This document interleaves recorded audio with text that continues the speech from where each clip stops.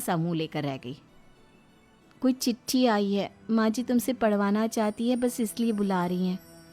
मुंह टेढ़ा करके तनुजा मंजरी का मजाक बनाती हुए कहती है, अनपढ़ कहीं की। तनुजा का ऐसा बर्ताव देखकर बड़ी बहू बहुत दुखी होती है। तनुजा को अपनी पढ़ाई का घमंड इतना हो गया कि अब वो घर के कोई काम नहीं करती और अपनी जेठानी का मजाक बनाती रहती। तनुजा का ये बर्ताव अब उसकी सास को भी नजर आने लगा था। एक दिन शांति ने अपनी बड़ी बहू से कहा, मंजरी, तनुजा हर समय तुम्हारा मजाक उड़ाती है, तुम्हें गुस्सा नहीं आता क्या? आता तो है माँ जी, लेकिन मैं क्या करूं? जब भी उसे कुछ बोलती हूँ वो और भी जली कटी बातें मुझे सुनाकर चली जाती है। मैं उसे अपनी छोटी बहन की तरह प्यार करती हूँ, लेकिन उसके दिल में मेरे लिए कोई इज्जत नहीं।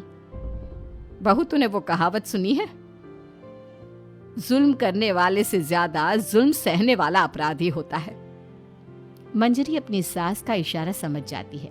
वो अपनी देवरानी को सबक सिखाने की ठान लेती है और एक दिन शांति अपनी दोनों बहुओं के साथ बैठी थी तो शांति अपनी बड़ी बहू से पूछती है, अरे बहू, शाम होने को है, कुछ सोचा है क्या बनेगा खाने में? माँ जी, मेरे तो सर में बहुत दर्द है आज।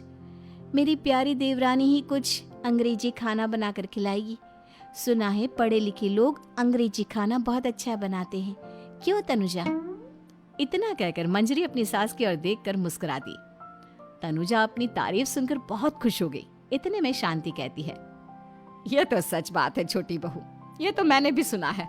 हम भी पक गए हैं बड़ी बहू के हाथ का खाना खा खा कर। तनुजा, तुम्हारी माँ भी तो तुम्हारे खाने की बहुत तारीफ करती हैं। आज हमें भी खिला दो कुछ अच्छा सा बनाकर।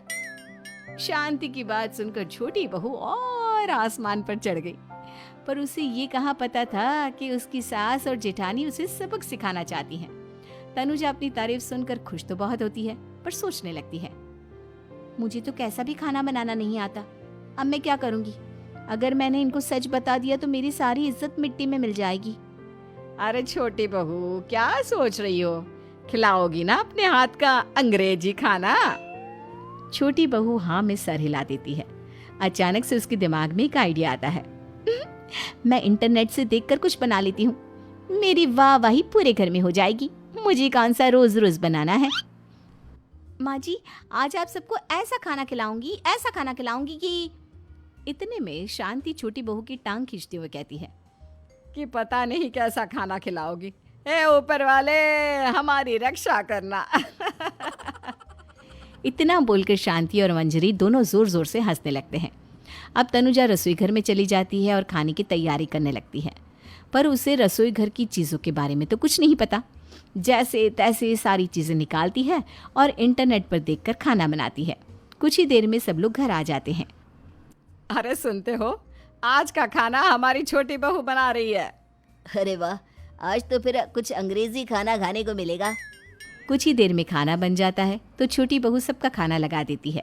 इतने में बड़ी बहू कहती है, क्या बात है देवरानी जी, आज तो बहुत अच्छी खुशबू आ रही है।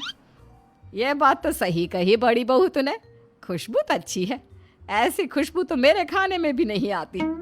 सब मिलकर छोटी बहू की बहुत तारीफ करते हैं और छोटी बहू 7वें आसमान पर बैठ जाती है। अब सभी खाना खाते हैं। जल्दी जल्दी दो, अब तो मुंह में पानी आ रहा है। हाँ हाँ, मुझसे भी नहीं रुका जा रहा। जैसे ही सोहन एक निवाला खाता है तो उसकी आंखों से पानी आने लगता है। ये देखकर शांति सोहन से पूछती है, क्या हुआ जी, खाना इतना अच्छा बना है कि आंखों से पानी आ गया? सोहन चुप रहता है और धीरे धीरे से खाना शुरू कर देता है। इतने में सोहन छोटी बहू से कहता है, बेटी तुम भी तो खाओ, तुम क्यों रुकी हो? खाना सच में बहुत अच्छा है। ये कहकर सोहन जोर से हंस देता है। फिर सब खाना खाने लगते हैं, लेकिन खाने में नमक और मिर्च तेज हो गई थी। तनुजा से कोई कुछ नहीं बोलता, बल्कि उसे भी खाने को कहते हैं। जैसे ही छोटी बहू खाना खाती है वो पानी पानी कहकर चिल्लाती है, पानी, इसमें तो पानी। ये खाना तो सच में इतना अच्छा बना है कि हमारे साथ साथ देवरानी जी भी इसके स्वाद को कभी नहीं भूल पाएंगी। सही कहा बहू। तनुजा को अपनी गलती का एहसास हुआ और उसने अपनी सास से कहा, माँ जी, ये मेरी गलती नहीं है। इंटरनेट पर दिखाया था